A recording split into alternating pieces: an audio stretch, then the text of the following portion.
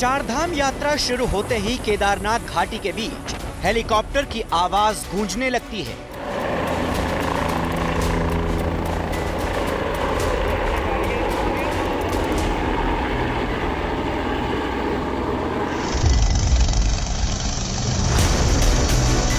Helicopter इस तरह से लगातार उड़ान भरते हैं मानो शहरों में चलने वाली ऑटो सेवा हो, जो बिना रुके यात्रियों को ढोते रहते हैं।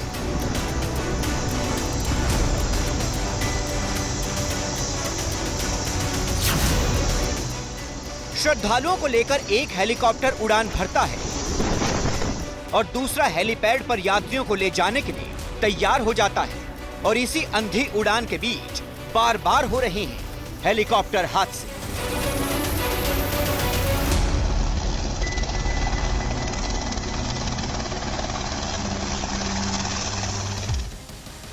सात जून को ही रुद्रप्रयाग में तकनीकी खराबी की वजह से एक हेलीकॉप्टर की सड़क पर इमरजेंसी लैंडिंग हुई थी। गनीमत रही कि हेलीकॉप्टर में सवार 5 श्रद्धालुओं की जान बच गई थी।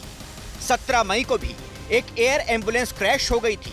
केदारनाथ हेलीपैड पर लैंडिंग के समय तकनीकी दिक्कत आने की वजह से एयर एम्बुलेंस का बैलेंस बिगड़ गया था और अब एक बार फिर हेलीकॉप्टर हादसे का शिकार हुआ है, जिसमें 7 लोगों की जान गई है। माउंटेन फ्लाइंग पे स्पेशली इन हेलीकॉप्टर्स को चेक किया था, प्रॉपर्ली चेक होते हैं। इसके अंदर बिल्कुल वेट फैक्टर है, इसके अंदर जबरदस्ती बैठाला गया किसी पैसेंजर को, ओवर वेट हो गया हेलीकॉप्टर, इसलिए पावर लॉस हुई गया हेलीकॉप्टर। वहां आप ये विश्वास करिए 25-25 किलो का वजन भी हेलीकॉप्टर के लिए भारी हो जाता है। माउंटेन फ्लाइंग के लिए, हाई एल्टीट्यूड फ्लाइंग के लिए बहुत सारी चीजें निकाल दी जाती हैं उस हेलीकॉप्टर को जो माउंटेन में फ्लाइंग की जाती है। पिछले कुछ सालों में चारधाम यात्रा के समय हेलीकॉप्टर की बुकिंग में तेजी से बढ़ोतरी हुई है, लेकिन आसमान छूते इन पहाड़ों के बीच एक चूक का मतलब होता है बड़ा हादसा। मौसम में बदलाव, भीड़-भाड़ और दबाव, सुरक्षा मानक नजरअंदाज करना, ओवरलोडिंग, पायलट की थकान, ये वो वजह है जिसकी वजह से हादसे हो सकते हैं या हादसे हो रहे हैं। कभी कभी होता है कि पायलट नहीं भी जाना चाहता है, लेकिन जबरदस्ती उनको भेजा जाता है। हमने खुद देखा है पर्सनली, ये जबरदस्ती प्रेशर डाल करके पैसेंजर को भेजा जाता है। ये बरसों से चल रहा है। तो ये एक हादसा जो भी लगातार बैक टू बैक हो रहे हैं, थोड़ा सा जो ग्राउंड पे मैनेजमेंट है और जो वेट एंड बैलेंस जहाज का है कि कितना हम फ्यूल लेके जा रहे हैं और फ्यूल इतना होने के साथ साथ कितने पैसे, वेट का इसमें माउंटेन में हाई एल्टीट्यूड के ऊपर काफी प्रॉब्लम आती है। ये वहाँ का रोज का तमाशा है।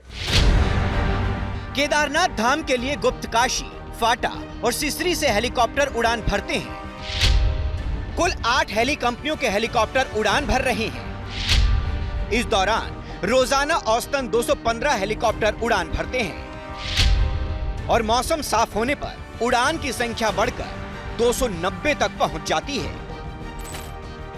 हेलीकॉप्टर से हो रहे हादसों को देखते हुए एक हफ्ते पहले ही डीजीसीए ने केदारनाथ धाम के लिए हेलीकॉप्टर सेवाओं का नया रोस्टर लागू किया था। नए नियम के मुताबिक 1 घंटे में हेलीकॉप्टर 2 ही चक्कर लगा सकते हैं, जबकि नए नियम लागू होने से पहले दिन भर में हेलीकॉप्टर कई चक्कर लगा रहे थे। साथ ही एक हेलीकॉप्टर में 4 से 6 लोग ही सफर कर सकते हैं। लेकिन गौरीकुंड में जो हेलीकॉप्टर हादसा हुआ, उसमें पायलट समेत 7 लोग सवार थे, यानी डीजीसीए की गाइडलाइंस 6 की बात कहती है, जबकि हादसे के शिकार हुए हेलीकॉप्टर में 7 लोग सवार थे।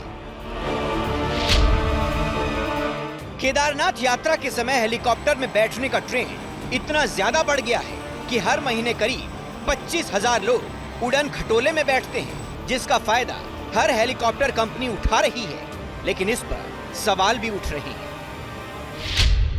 रेल दुर्घटनाएं बढ़ती जा रही, हवाई दुर्घटनाएं हमको आहत कर रही। अभी हम अहमदाबाद के दर से उभरे। कुछ दिन पहले एक हेलीकॉप्टर वहाँ इमरजेंसी लैंडिंग हुई है और इस जो आज ये दुर्घटना हुई है, मैं पूरी तरह दोषी ठहराता हूँ निजीकरण को, प्राइवेटाइजेशन को। पहाड़ों के बीचों बीच यात्रियों को ढो रहे ज्यादातर हेलीकॉप्टर सिंगल इंजन वाले हैं, यानी हादसा होने पर बचने का कोई दूसरा रास्ता नहीं है। इसके अलावा आरोप ये भी लगते हैं कि हेलीकॉप्टर सेवाएं संचालित कर रही ये कंपनियां सस्ता इंश्योरेंस कराती हैं ताकि हादसे के समय इन्हें ज्यादा पैसा ना देना पड़े।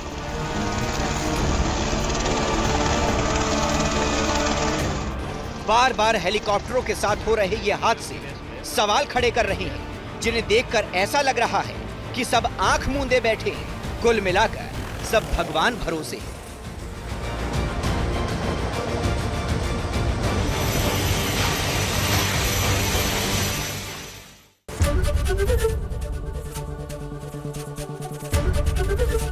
एबीपी गंगा, खबर आपकी, जुबान आपकी।